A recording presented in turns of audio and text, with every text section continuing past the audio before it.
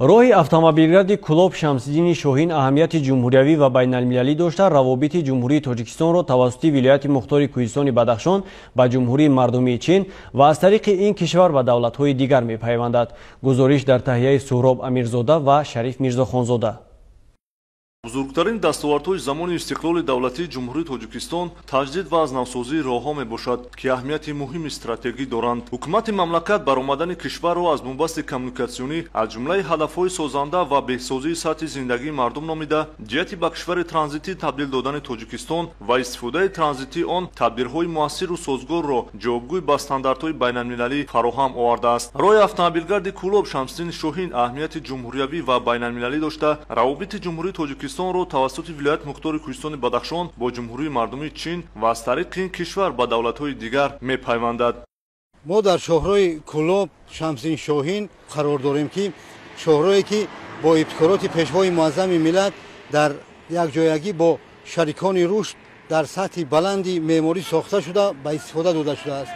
ва имрӯзҳо бисёрии аҳолии Тоҷикистон ва хориҷиён аз ин шоҳро истифода намуда баҳри боркашонӣ ва мусофиркашонӣ аз он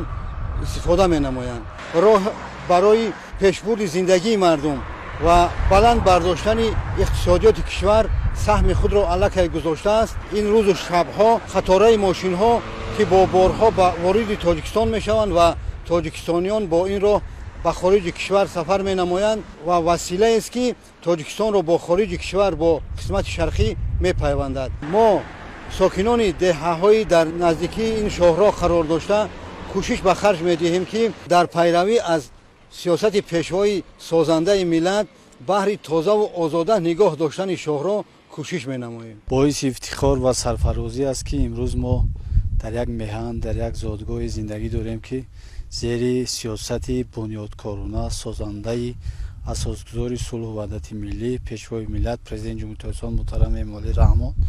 дар зарфи анами солҳои соҳибисхолии кишвар ба дастовардҳои назаррас комёб ва мушарраф гаштем. боиси хушнудӣ ва сарфарозӣ мо мардуми ноҳияи Шамсиддини Шоҳин аст, ки имрӯз яке аз ҳадафҳои стратегии давлату ҳукумати ҷумҳурии Тоҷикистон бахусус пешвои муаззами миллат раҳоӣ ёфтани анами кишвар аз бумбасти коммуникатсионӣ, яъне ба чор сӯи кишвар имрӯз роҳҳои аҳамияти байналмилалӣ сохта шуданд ва мавриди истифодаи умум имрӯз қарор доданд. қитъаи роҳи мошингарди Кӯлоб Шамсиддини Шоҳин дар идомаи роҳи нақлиётгузари Кӯлоб қалаи Хум дар асоси сиёсати оқилонаву дурбинона ва муваффақонаи президенти мамлакат муҳтарам Эмомалӣ Раҳмон дар ҳамкорӣ бо шарикони рушд бо мақсади баромадани кишвар аз бумбасти коммуникатсионӣ бунёд гардидааст. ёдовар мегардем, ки сохтмони роҳи мазкур аз моҳи сентябри соли 2019 оғоз гардида дар муддати кӯтоҳ мавриди истифода қарор дода шуда буд. қобили зикр аст, ки ҳадафи асосии сохтмони иншооти коммуникатсионӣ таъмин намудани бехатарӣ ва ҳаракати воситаҳои нақлиёт аз ҷумла ба меъёрҳои байналмилалӣ мутобиқ намудани ҳолат ва андозаҳои геометрии роҳ, инчунин сарфа намудани вақт ва сӯзишворӣ барои кашонидани молҳои ниёзи мардум дар ҳама фасли сол ва таъмини ҷойҳои корӣ дар ҳудуди кишвар ба ҳисоб меравад. тазаккур бояд буд, ки дарозии умумии роҳи автомобилгарди Кӯлоб Шамсиддини Шоҳин 32 километрро дар бар гирифта, бештар аз 28 километр роҳи асосӣ ва 1.3 километр роҳи таворавӣ барои ҳаракати нақлиёти гаронвазн мебошад. мувофиқи лоиҳа қитъаи роҳи Кӯлоб Шамсиддини Шоҳин ба категорияи сеюми роҳсозӣ мутобиқ гардонида шуда, дар ҳудуди шаҳри Кӯлоб паҳноии умумии роҳ аз 21 то 23 метр ва дар дигар мавзеъҳо то 17 метрро ташкил медиҳад. ин қитъаи роҳи мошингар аз ду хати ҳаракат иборат буда, паҳноии стандартии роҳ ба 12 метр баробар мебошад ва паҳноии қисмати роҳи мошингар 7 метрро ташкил медиҳад. канораҳои роҳ ба 2.5 метр баробар буда, мувофиқи меъёрҳои сохтмонӣ аз километри 6.6 то километри 21 бо назардошти нишебии тӯлонӣ ва таъмини ҳаракати бехатар 3 хати ҳаракат бунёд шудааст. бояд гуфт, ки дар роҳи мазкур мувофиқи лоиҳа 3 пул бо дарозии умумии 220 метр бунёд карда шудааст. тазаккур бояд буд, ки таҷдиди роҳи аҳамияти байналмилалии Кӯлоб Шамсиддини Шоҳин бо ташаббус ва талошҳои созандаи пешвои муаззами миллат муҳтарам Эмомалӣ Раҳмон амалӣ гардида, ҳамарӯза тариқи он ронандагону мусофирон ва сайёҳони зиёди дохил ва хориҷӣ сафар мекунанд. роҳи байналмилалии Кӯлоб Шамсиддини Шоҳин аҳамияти муҳими иқтисодиву иҷтимоӣ дошта, имрӯз ҳаракати ҳама намуди воситаҳои нақлиёт дар ҳама фасли сол пурра таъмин карда шудааст ки барои боз ҳам беҳтар гардидани сатҳу сифати зиндагии сокинон нақши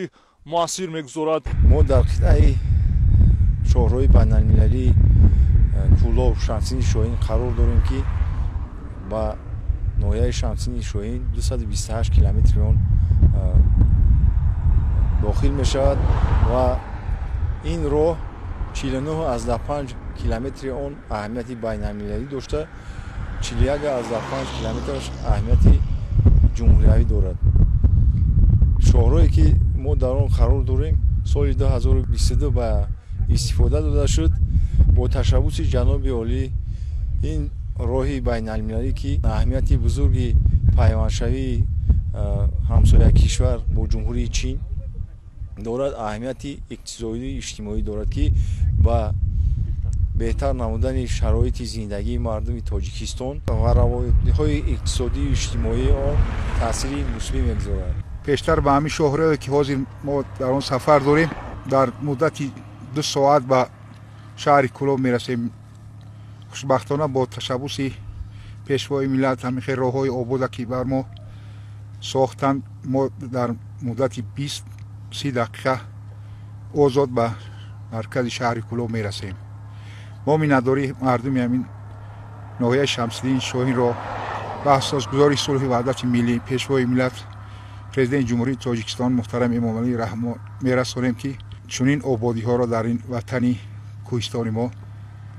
кардааст. тавре ки мо шумо шоҳиди ҳол ҳастем, дар шоҳрои аҳамияти байналмилалии шоҳрои Шамсиддини Шоҳин дарвоз қарор дорем ва имрӯз боиси ифтихори мо мардуми Шамсиддини Шоҳин аст ки дар зарфи зиёда аз 15 дақиқа ба шаҳри Кӯлоб метавонем ки сафари корӣ анҷом диҳем ва ҳамлу нақли худро тариқи намир роҳҳои аҳамияти байналмилалӣ ба роҳ монем ва ин ҳам метавонад ки дар боло бурдани сатҳу сифати зиндагии мардуми ноҳияи Шамсиддини Шоҳин бахусус манотиқи кишвар инчунин вилояти мухтори кӯҳистони Бадахшон самгузор бошад. ҷавобан ба ин ғамхориҳо ба ин дастовардҳое ки дар зарфи ҳамин соҳаи соҳибистиқлолии кишвар зери таваҷҷӯҳи бевоситаи давлату ҳукумат бахусус пешвои муаззами миллат